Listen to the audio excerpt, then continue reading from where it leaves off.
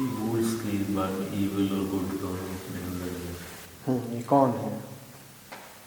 अपने अंदर ये जिसको फीड कौन है? जिसको फीड करोगे वही। तो कौन? अपने अंदर, किसके अंदर? और ये कौन? किसी के भीतर दो भेड़िए तो होते नहीं, तो निश्चित ही ये प्रतीक हैं किसके?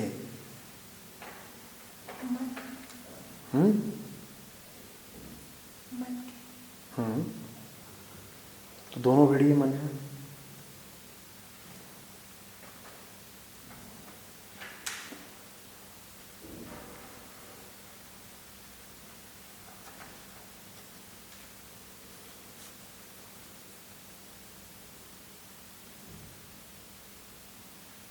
कहो, दोनों भेड़िए मन है।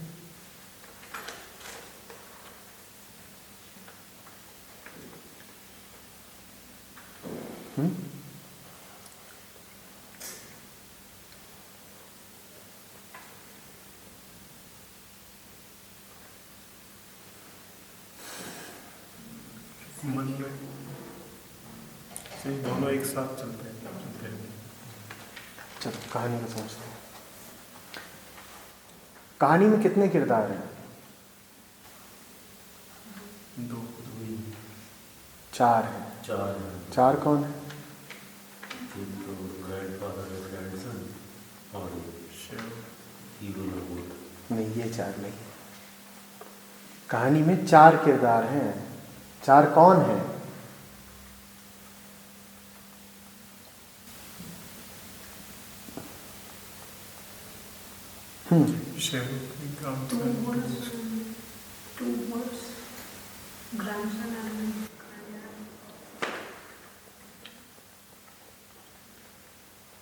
सतह सतह पे ही रहना है। ग्रैंडसन फादर शब्द दे दिए गए और उन्हीं की बात करनी है।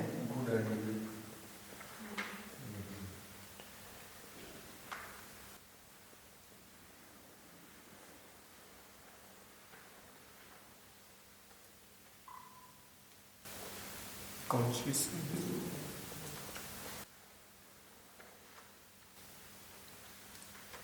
दो भेड़िए, एक वो जिसके लिए भेड़िए लड़ रहे हैं, जो उनके मध्य विवाद और लड़ाई का विषय है, और एक तुम। ये चार। Two wolves that which they are fighting for and you.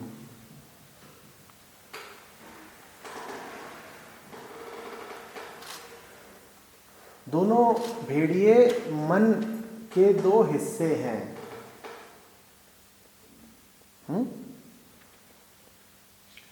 मन का एक हिस्सा वो है जो आत्मा की तरफ जाना चाहता है सीधे सीधे, और मन का दूसरा हिस्सा वो है जो चालाकी चतुराई दिखाना चाहता है, जो कहता है ज़रा ठहरो, समय लगा लेंगे, जो कहता है ज़रा ठहरो, दूसरा रास्ता अख्तियार कर लेंगे, जो कहता है अरे रुको, अभी दूसरे काम ज़्यादा ज़रूरी है।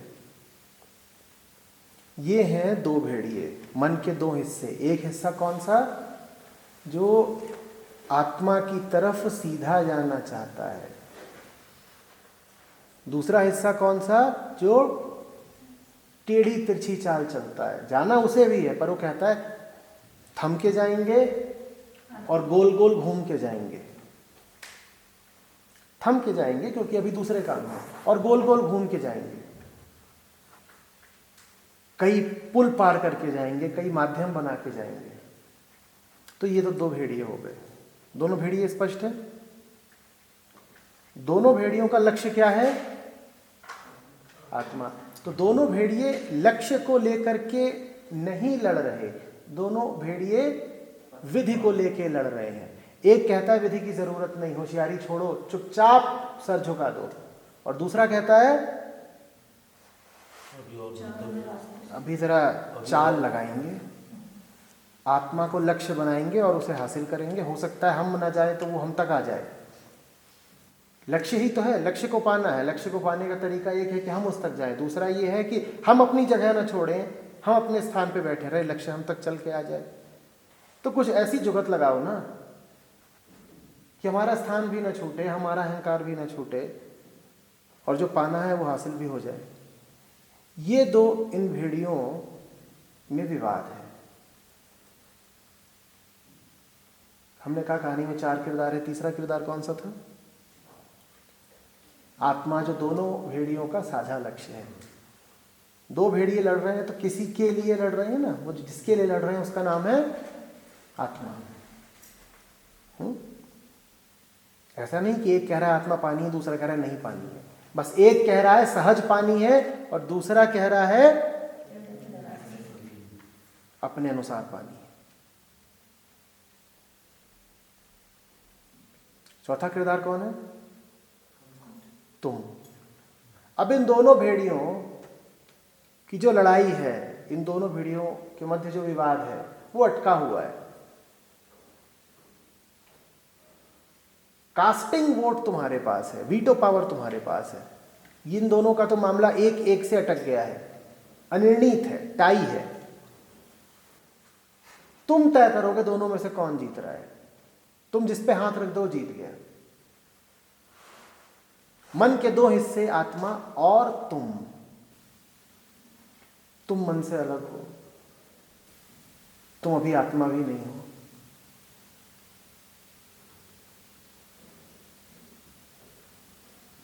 मन के सही हिस्से का साथ दो तो मन और तुम आत्मा में एक साथ प्रवेश कर जाओगे। मन के गलत हिस्से का साथ दो तो मन दूर छिटक जाएगा आत्मा से और तुम्हें भी अपने साथ भाग के ले जाएगा।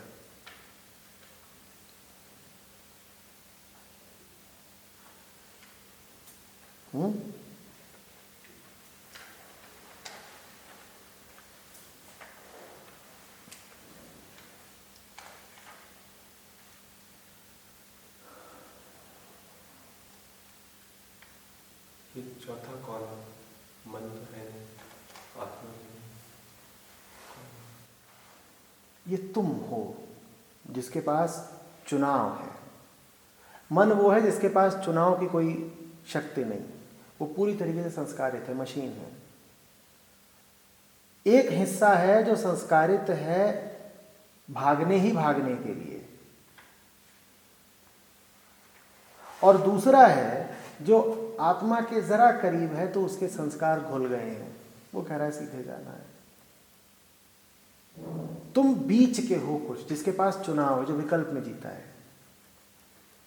अपने आप को देखा नहीं है। न तो तुम बुद्ध हो जो निर्विकल्प है, और न ही तुम ये बल्ब हो जो निर्विकल्प है। तुम्हारे पास तो विकल्प ही विकल्प होते हैं ना। तुम पूर्णतः संस्कारित भी नहीं हो और तुम संस्कारों से खाली भी नहीं हो। तुम वो हो जो हाँ बोल सकता है और न भी। तुम वो हो जिसकी खातिर सारे बुद्ध बोलते हैं। बुद्ध ने कहा कि क्या बोलूं मैं, बुद्धों को मेरी जरूरत नहीं और बुद्धुओं को भी मेरी जरूरत नहीं। बुद्ध ने कहा बुद्धों को तो मेरी जरूरत नहीं और जो बुद्धू हैं उन्हें भी मेरी जरूरत नहीं, उनका होगा क्या। तो देवताओं ने बुद्ध से कहा उनको तुम्हारी जरूरत है जो बीच के हैं, जिनके पास चुनाव है, जो हाँ बोलते हैं, जो ना बोलते हैं, जो इधर भी जा सकते हैं, जो उधर भी जा सकते हैं। वो हो तुम वो हो जिसकी खातिर बुद्ध बोले।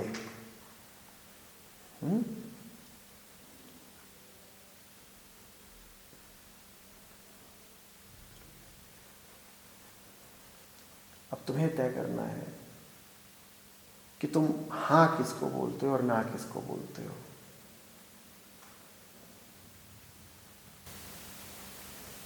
ये जो चुनाव है किस पे निर्भर करता है? तुम पे।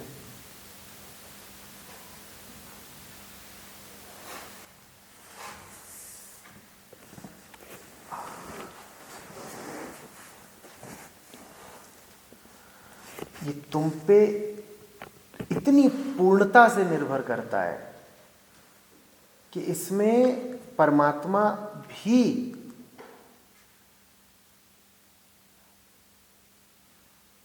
निरुत्तर है, निरुपाय है।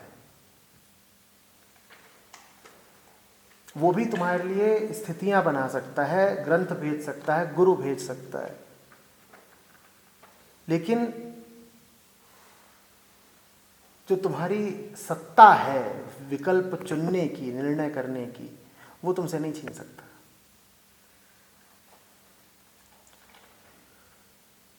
एक तरह से मामला बिल्कुल जनतांत्रिक है। तुम्हें वोट डालना है, अच्छे से अच्छा और बुरे से बुरा उम्मीदवार आके तुमसे अधिक से अधिक बात कर सकते हैं, लेकिन कोई तुम्हें विवश नहीं कर सकता। और अगर तुम गलत वोट डाल रहे हो तो किसी कानून के तहत तुम्हें सजा नहीं दी जा सकती। तुम घटिया से घटिया उम्मीदवार को अगर वोट डाल आते हो तो भी तुम्हें कोई सजा नहीं मिलेगी। ऐसा ही मामला कुछ उधर है। तुम जीवन भर अगर गलत निर्णय करते रहो तो भी परमात्मा तुमसे तुम्हारा निर्णय करने का अधिकार नहीं छीन लेगा। हाँ, तुम्हें तुम्हारे निर्णयों के अनुरूप कर्मफल मिलते रहेंगे, लेकिन निर्णय करने का अधिकार तुम्हारे पास तब भी बना रहेगा। कर्मफलों के कारण अगर कुछ सीख जाओ, निर्णय बदल जाए तो बढ़िया, वरना लेकिन निर्णय तो तुम ही करते रहोगे, करते रहो। इतने ग्रंथ इसीलिए तो हैं, इतने गुरु इसीलिए तो हैं। कबीर इतना क्यों बोलते गए? चाह क्या रहे थे? यही तो चाह रहे थे कि तुम जानो, सीखो, बदलो। उनके हाथ में होता तो ऐसे हाथ फिराते और कहते बदल जाओ, और जादू हो जाता, सब बदल ही जाते। बुद्ध के हाथ में होता तो सबकी ओर एक निगाह फेरते और कहते निर्वाण, सबको निर्वाण उपलब्ध हो जाता। पर वो तो याचक हैं, कबीर भी याचक है, बुद्ध भी याचक है। वो तो तुम्हारे सामने विनती करते हैं, तुम्हारे पांव पकड़ते हैं, तुमसे फरियाद करते हैं, तुम्हें 100 कहानियां सुनाते हैं। कोई गीत गाता है, कोई सूत्र देता है, कोई कुछ करता है। ये सब किस लिए किया जाता है? ताकि तुम हाँ बोल दो, क्योंकि अंततः निर्णय का अधिकार तो तुम्हारा ही है। वो अधिकार तुमसे कोई नहीं छीन सकता।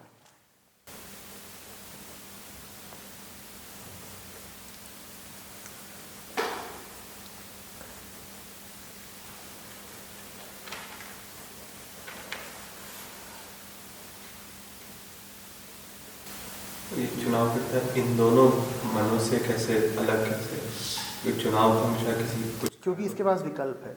इन दोनों के पास कोई विकल्प नहीं। ऐसा नहीं है कि ये जब भारी हो रहा है तो इसका चुनाव ये हो रहा है, और ये जब भारी हो रहा है तो इसका चुनाव। भारी वही होता है जिस पर वो हाथ रख देता है। जिस पर तुम हाथ रखते हो वो भारी होता है, अपने आप कोई भारी नहीं होता। अगर तुम्हें लगता है कि कोई भावना तुम पर भारी हो रही है तो इस भूल मत रहना कि उस भावना के पास अपना कोई बल है। मैंने 100 बार कहा है कि भावनाओं में और विचारों में जो ऊर्जा आती है वो उनकी अपनी नहीं है, वो तुम्हारी है। तुम उनका साथ ना दो तो उनकी ऊर्जा बहुत क्षीण है, वो गिर जाएंगे। आंसू उठते हैं तो आंसुओं में जो आरंभिक वेग होता है वो तो वृत्ति का होता है,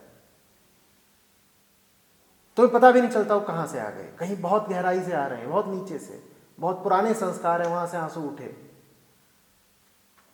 लेकिन अगर आंसू बहते ही जा रहे हैं तो वो इसलिए है क्योंकि अब तुम आंसुओं के साथ हो गए हो। तुमने आंसुओं में कुछ पा लिया है जो तुम्हें अब भाग गया है, कुछ स्वार्थ जोड़ लिया आंसू से, तो बहते ही जा रहे हैं। आंसू उठें और जैसे ही तुम्हें आंसुओं का पता लगे,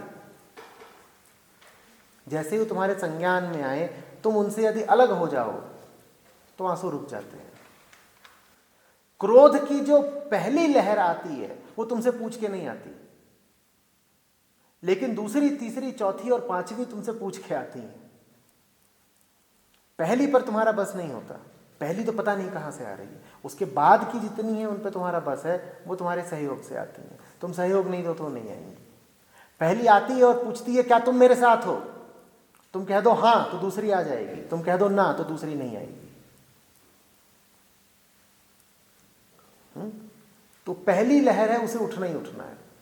दूसरी तब आएगी जब तुम उस पर हाथ रखो, तब तुम कहो हाँ मैं तेरे साथ हूं।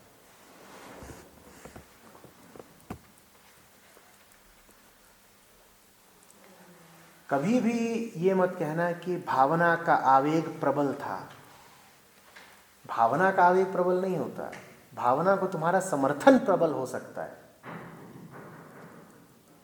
कुछ भी कभी मत कहना कि प्रबल था, कभी ना कहना कि नशा इतना गहरा था कि बहक गया। नहीं भाई, नशा नहीं गहरा था, नशे को तुम्हारा समर्थन गहरा था। कभी मत कहना कि दर्द इतना था कि सहा नहीं गया, दर्द को तुम्हारा सहयोग गहरा है। दर्द की भी पहली लहर अपने आप आती है, लेकिन दूसरी, तीसरी, चौथी तो तुम्हारे समर्थन से आती है। पहली का आवेग हो सकता है बहुत जोर का, हो सकता है पहली तुम्हें गिरा दे, लेकिन वो गिरना तात्कालिक होगा। उसके बाद जो कुछ हो रहा है वो तुम्हारी रजामंदी से हो रहा है। तुम नहीं चाहोगे तो दर्द हावी नहीं हो सकता, तुम्हें बेहोश कर सकता है, हावी नहीं हो सकता तुम पे। तुम्हें मौत भी दे सकता है पर हावी नहीं हो सकता तुम पे।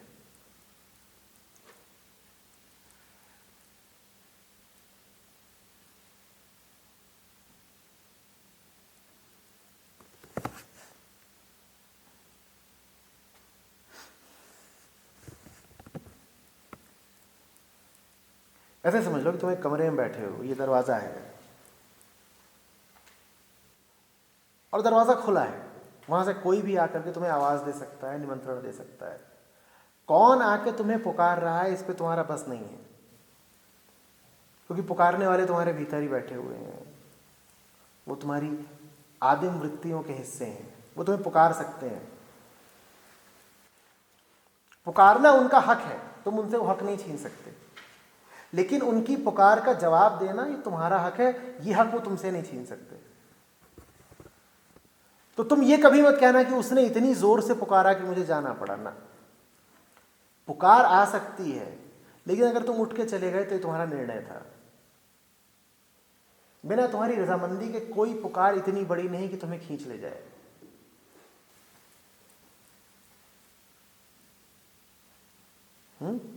ये तुम हो, जड़ चेतन के बीच के कुछ। न तुम पूरी तरह चेतन हो, न तुम जड़ हो। पूर्ण चेतना को बोध कहते हैं और पूर्ण अचेतना को पदार्थ कहते हैं। न तो तुम बोधवान बुद्ध हो और न ही तुम जड़ पदार्थ हो, तुम जीव हो। जीव माने वो जो जड़ अचेतन के बीच, जड़ और चेतन के बीच में कहीं फंस गया है। तो वो हाँ भी बोल सकता है, ना भी बोल सकता है।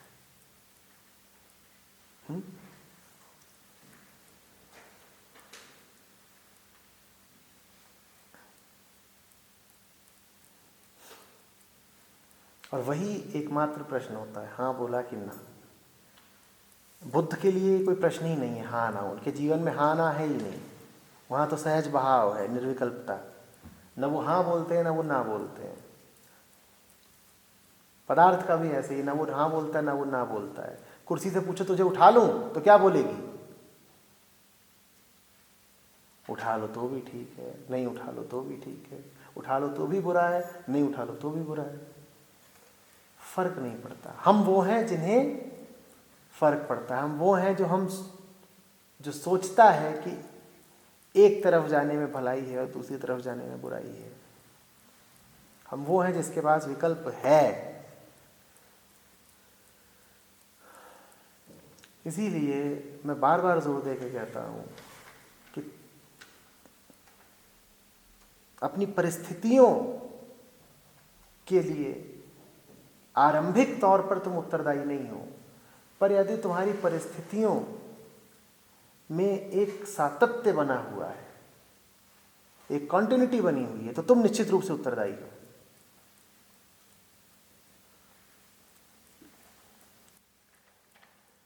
तुम्हारे साथ कुछ हो गया, इसके लिए तुम उत्तरदायी नहीं हो, लेकिन तुम्हारे साथ जो हुआ वो तुम्हारे साथ कुछ कर गया तो तुम उत्तरदायी हो। वो तुम्हारी रजामंदी से हुआ है।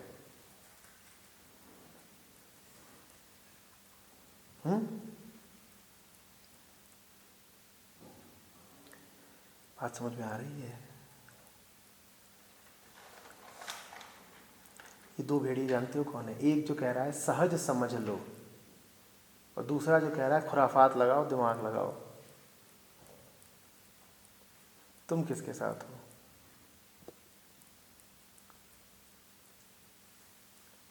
तो भेड़ी जानते हैं कौन है? एक जो कह रहा है सुन लिया तो समझ ही गए, तो सुनना ही काफी है, बात के लिए क्या छोड़ना, यहीं पे किस्सा खत्म करो। सुन लिया यदि यहीं तो समझ ही लिया और किस्सा खत्म। एक भेड़िया ये कह रहा है और दूसरा कह रहा है पगला है, बिना विचारे जो करे सो पाछे पछताए,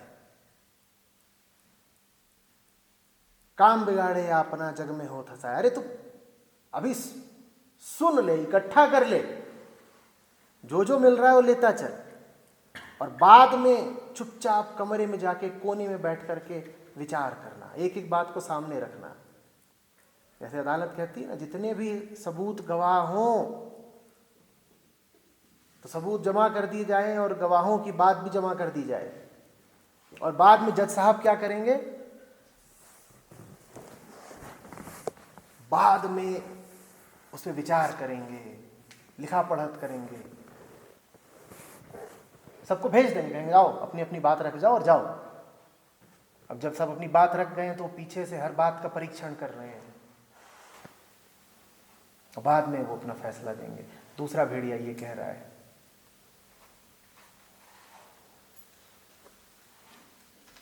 तुम्हें तय करना है, तुम्हें क्या करना है। दोनों भेड़िए चाहते एक ही चीज है, क्या? बात समझ में आ गया है।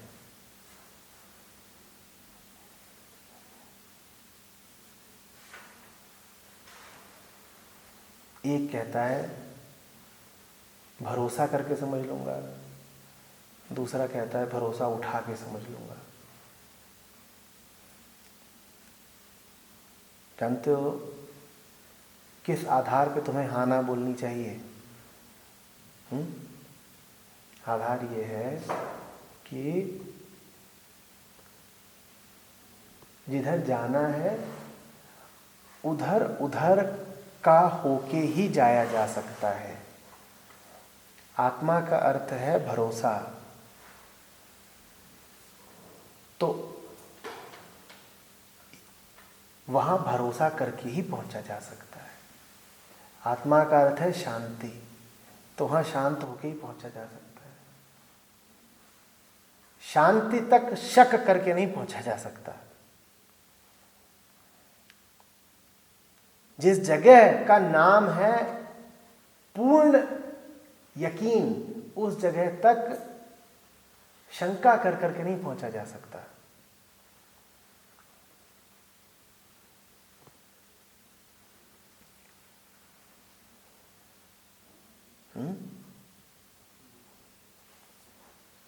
वो बात समझ गए हो ना?